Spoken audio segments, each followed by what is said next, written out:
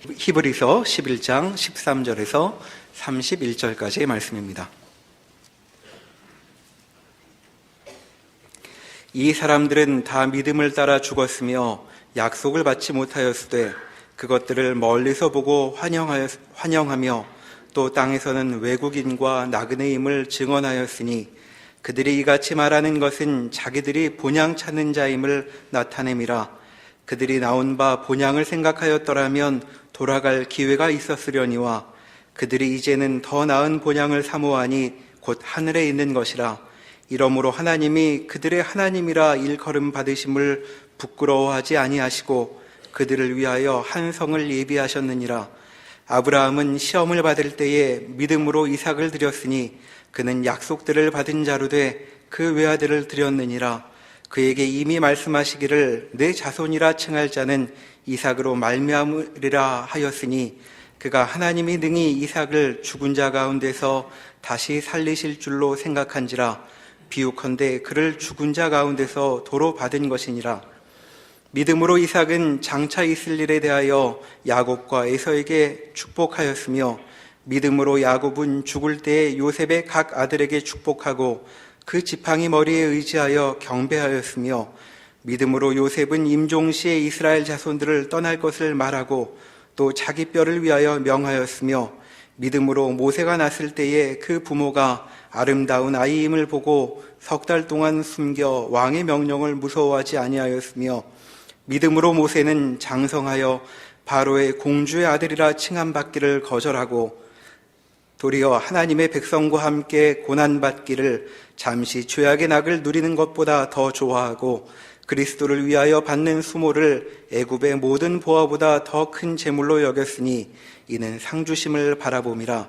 믿음으로 애굽을 떠나 왕의 노함을 무서워하지 아니하고 곧 보이지 아니하는 자를 보는 것 같이 하여 참았으며 믿음으로 유월절과 피 뿌리는 예식을 정하였으니 이는 장자를 멸하는 자로 그들을 건드리지 않게 하려 한 것이며 믿음으로 그들은 홍해를 육지같이 건넜으나 애굽 사람들은 이것을 시험하다가 빠져 죽었으며 믿음으로 7일 동안 여리고를 도니 성이 무너졌으며 믿음으로 기생라합은 정탐꾼을 평안히 영접함으로 순종하지 아니한 자와 함께 멸망하지 아니하였도다. 아멘. 우리는 히브리서 11장에서 믿음을 성경이 설명하는 대로 따라가고 있는 중입니다. 믿음이라는 단어는 세상에서도 좋게 쓰이는 단어이기 때문에 기독교 신앙이 믿음을 앞세우고 사랑을 앞세우는 그런 중요한 원리를 세상적 차원에서 더 많이 이해하는 그 부작용이 있습니다. 성경은 믿음을 성경적 용어로 이해하기를 바라고 있고, 그래서 오늘 이 믿음에 관한 설명이 히브리서에 나오는 것입니다. 왜 예수를 믿고 구원을 얻고 하나님의 자녀가 되고 복된 약속을 가지고 있는데 현실이 어렵냐? 아무리 잘하려고 해도 기대같이 인생이 내져지지가 않냐? 아이고. 그 답을 견뎌라, 믿음을 가져라 이렇게 얘기하지 않고 그 과정이 어떤 의미인가를 믿음으로 설명합니다. 그러니까 믿음이란 우리 이해와 사뭇 다르죠.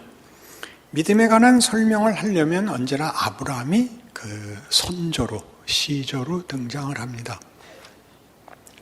앞에 부분에서 아브라함의 등장은 아브라함이 믿음의 조상이라고 불릴 만한 그 어떤 유산, 어떤 증언을 위해서 아브라함은 뿌리가 끊기고 기대가 꺾인 인생으로서 등장합니다.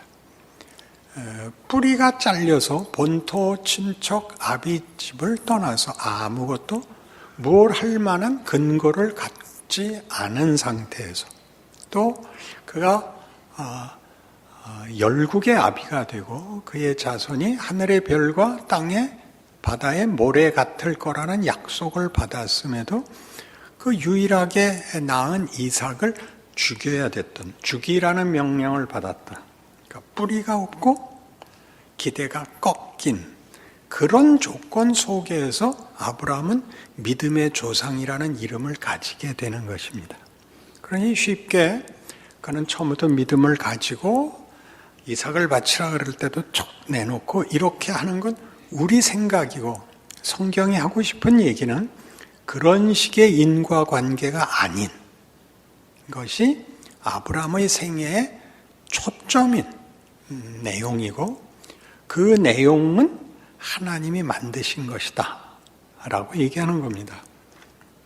우리 첫 부분에서 11장의 믿음을 설명하는 이 히브리서 11장의 서두가 타락한 아담이 사망과 멸망을 끌어들여 이제 자초한 비극을 하나님이 외면하지 않고 놓아두지 않고 개입하여 어떻게 해서든지 당신의 창조를 완성하려고 하신다 하는 증거를 아벨의 제사에서, 에녹의 동행에서, 노아의 방주에서 이렇게 성경이 계속 이렇게 희망을, 어딘가에 출구를 열어놓고 있는 것을 성경의 기록에서 보셨고, 그것이 구체적으로 뭐냐 하는 것이 아브라함에서 이렇게 그가 가지고 있었던 어떤 근거가 열매를 맺은 것도 아니요, 그가 가졌던 기대가 보상받은 것도 아닌, 그래서 우리로서는 막막하기 짝이 없는 가운데 토막이 된 겁니다.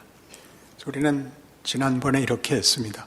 그런 차원에서 믿음은 막막한 것이 당연하다. 우리로서는 근거도 없고 기대도 할 수 없는 것이니까 당연히 막막해야 됩니다. 그것이 오늘에 와서는 아브라함이 뭘로 한 번 더 등장을 하냐 하면, 그는 창조를 경험했고 부활도 경험했답니다. 그것이 이삭 사건이죠. 낳을 수 없는 아이를 가졌고, 그리고 그 아이를 죽이라는 명령을 받아서 죽이러 갔었습니다. 그리고 돌려봤죠. 그러니까 아브라함은 다른 건 다 그만두고 아브라함의 생애에서 아브라함이 믿음의 조상이 되는 이유는 이것입니다. 그에게 하나님이 그의 생애에 창조와 부활로 간섭하셨다 이겁니다. 그러니까 우리가 이게 얼마나 중요한 내용이냐 하면, 아무것도 바랄 수 없을 때도 하나님이 선한 것과 복을 담아주실 수 있고, 우리의 기대가 꺾인 자리, 우리가 이젠 망했다고 하는 자리도 끝이 아니라는 얘기를 성경이 아브라함의 생애에 담아서 우리 보고 아브라함을 봐라 그렇게 얘기하는 것입니다. 아브라함이 얼마나 믿음이 좋았냐가 아니라, 그가 어떻게 그의 생애를 본인의 실력이 아니라 우리 세상적인 이해를 벗어나는 하나님의 더 좋은 어떤 창조와 부활이라는 능력 속에 묶여서 우리라는 후손까지 갖게 된 믿음의 조상으로 높이 자신의 지위를 갖고 있는가 봐라 이렇게 되는 것입니다. 고함을 질러야만 감동이 있는 게 아니라 진리가 이렇게 드러날 때 감동이 있으셔야 됩니다. 그리고서는 이 아브라함을 소개를 이렇게 창조와 부활의 인생을 산 사람 해놓고 제일 많이 등장하는 인물이, 설명되는 인물이 모세입니다. 왜 모세가 오늘 본문에 이렇게 많이 등장해야 되냐 하면, 모세의 생애는 바로 그 원칙, 그에게 이유가 없는 결과, 잘못된 결과가 거기가 끝이 아닌 반전이 일어나는 생애가 모세의 생애만큼 많이 들어있는 게 없는 것입니다. 자, 생각해 보세요. 그는 바로가 통치하는 시대에 히브리 민족입니다. 그 노예들이 너무 많아져서 경계심을 갖게 된 정권이 사내 아이를 낳으면 죽이라 그러는 때에 사내 아이로 태어납니다. 여기서는 멋지게 그 부모가 아름다운 아이인 걸 보고 석 달을 숨겼다. 이거는 이제 결과에서 내려다보는 평가고, 제대로 읽자면 애를 써봤자 석 달밖에 못 버텼다 이겁니다. 석 달 만에 내놔야 됐다고요. 내버려야 됐다고요.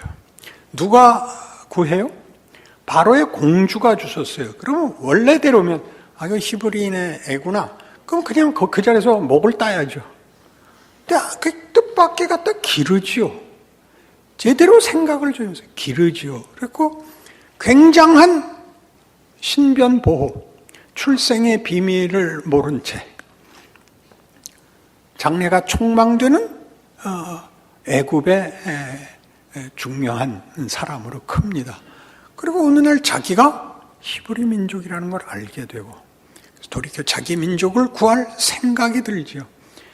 애국 관원이 자기 동족을 압제하는 걸 보고 쳐 죽이고, 다음날 나가봤더니 이번엔 히브리 동족끼리 싸우는 걸 봐서 말렸더니 한다는 소리가, 어제 애국 관원 죽인 것 같이 우리도 죽이려 그러냐? 야, 너 동족끼리 왜 싸우냐?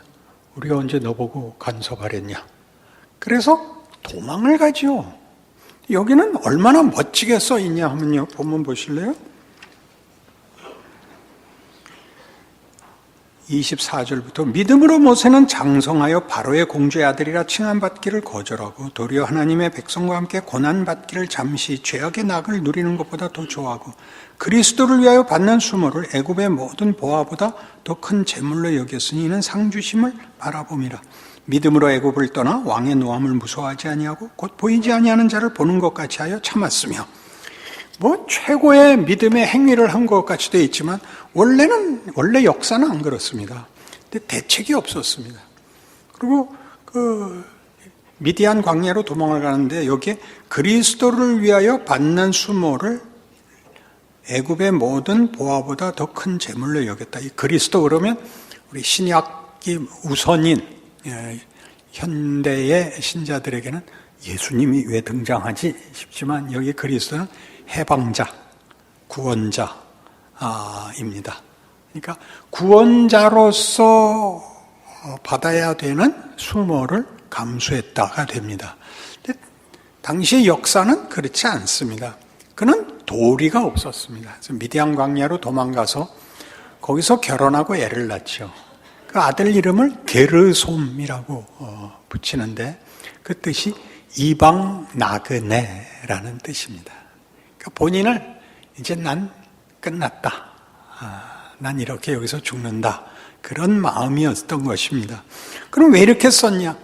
이 모든 우리가 생각할 땐 비극이고 절망이고 더 이상 낙이 없다고 생각하는 모든 것으로 하나님이 최선의 선과 복을 만드셨던 것이다. 이렇게 증언하는 거죠.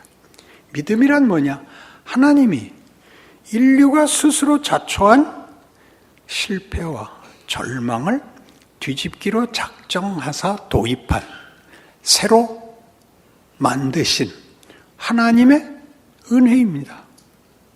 하나님이 이 일을 당시에 모세가 하나도 모르고 어떻게 해야 될지 모르고 그래서 뭘 구하지도 않은 상태에서 하나님이 마음껏 모세를 간섭하시고 만드셔서 민족의 지도자로 세우고 그리고 하나님의 뜻을 인류의 운명으로 만드는데 중요한 역할을 맡게 하셨다고 얘기합니다.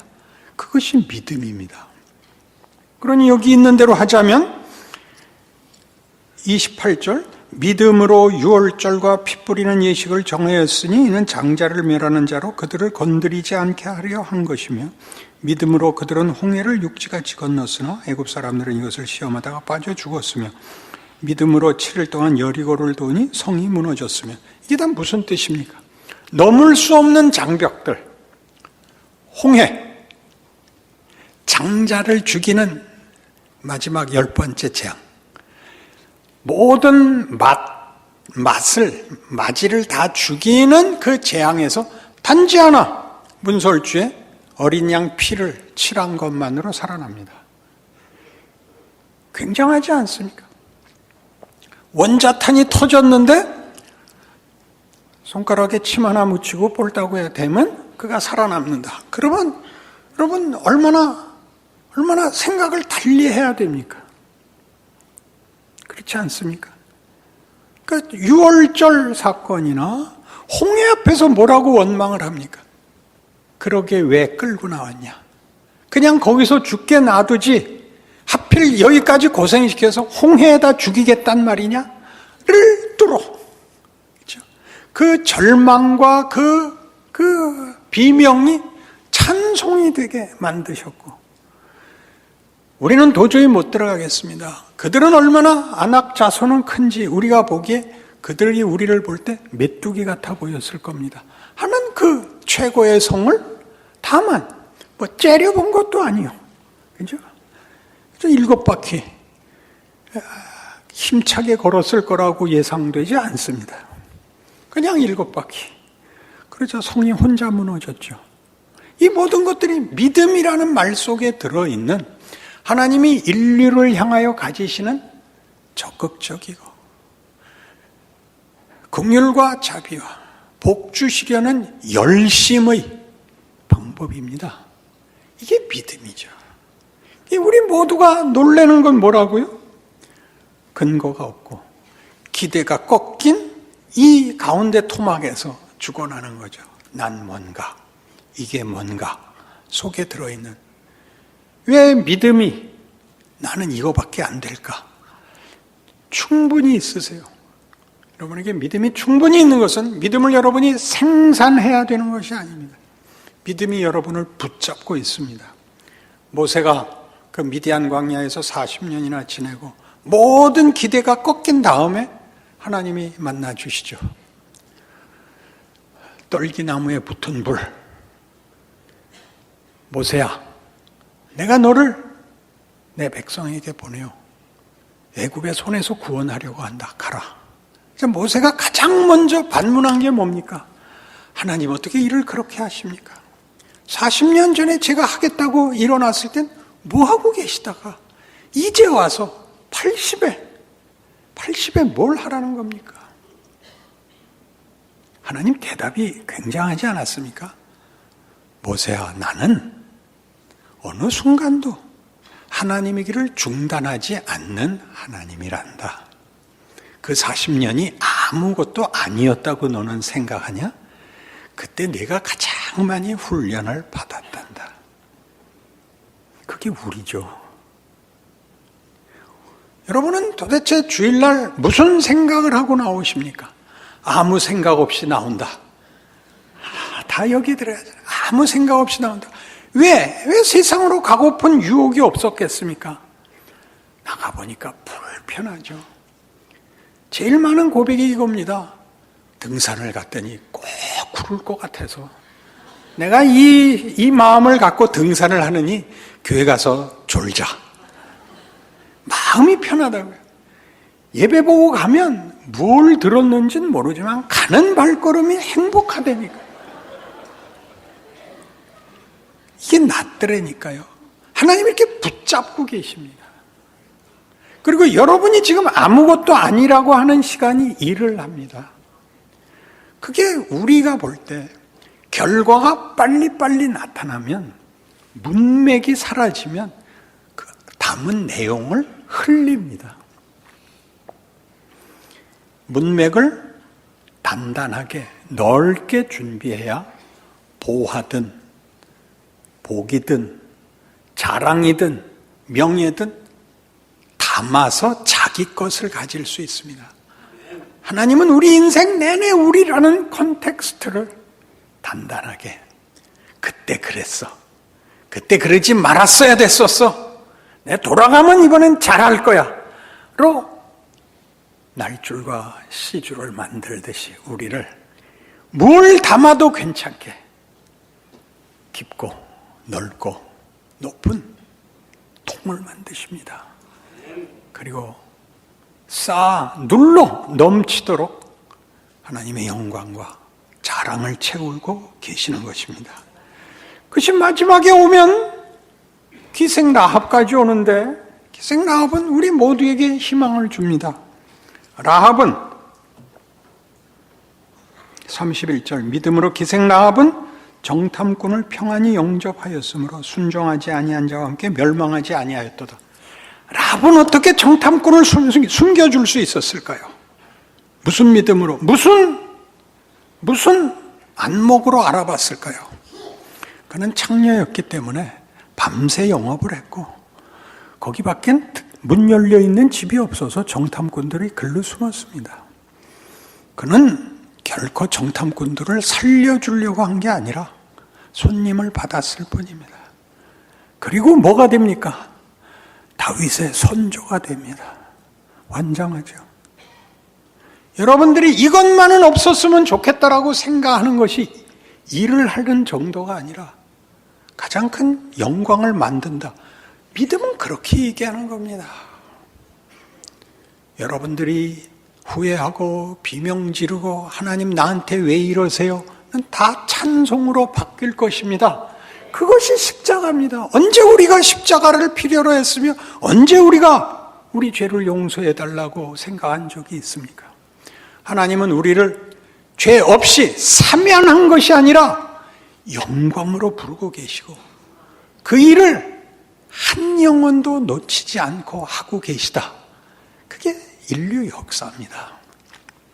그러니 우리가 가지는 이 마음, 나는 아닐 거야 라는 그 마음을 깨기 위해서 성경이 가지는 이런 기록들을 하나 기억할 필요가 있습니다.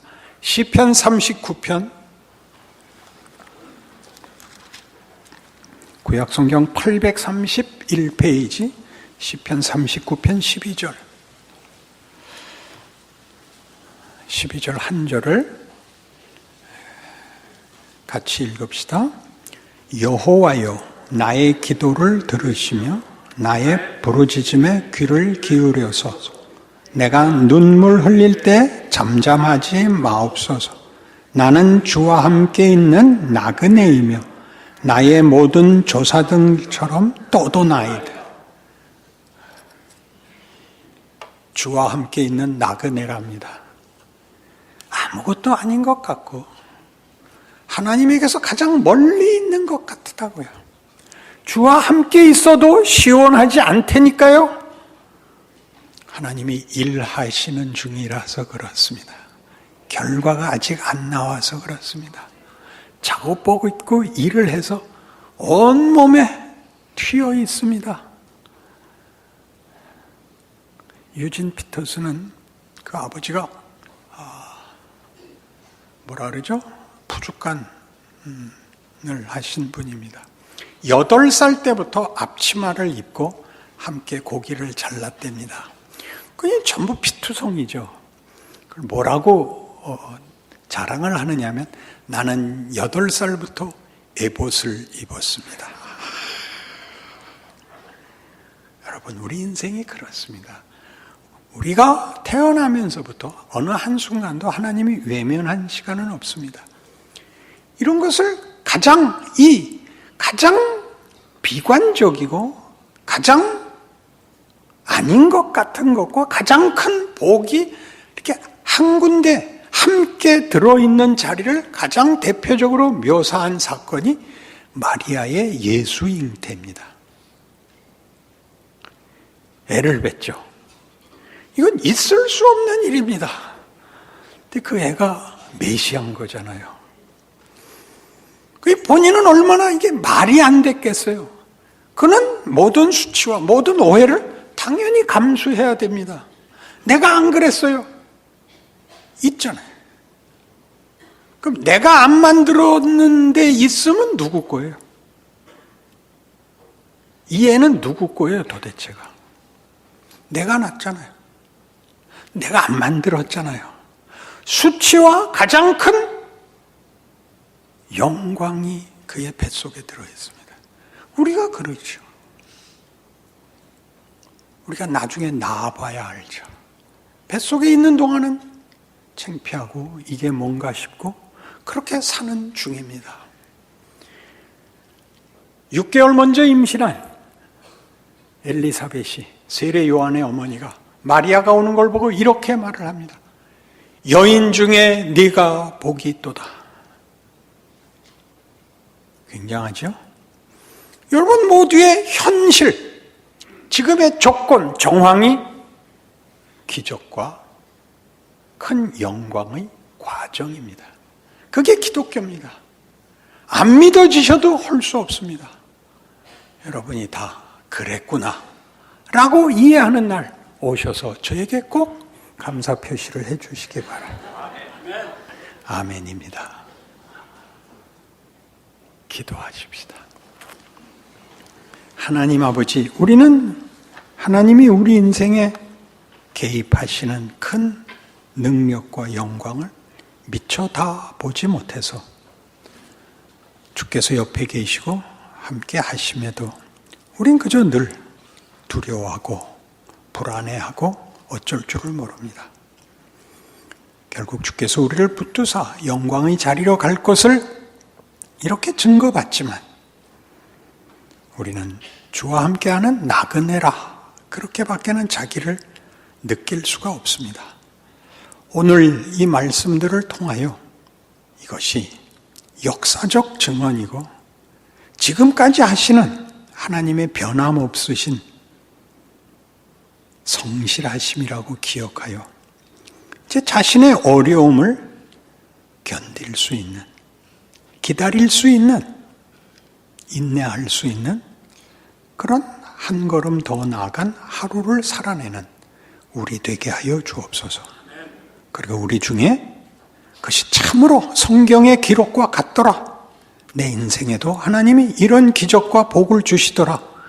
이런 자랑들을 서로, 아니 모두가 나누는 때를 속히 주시옵소서. 예수님 이름으로 기도합니다. 아멘.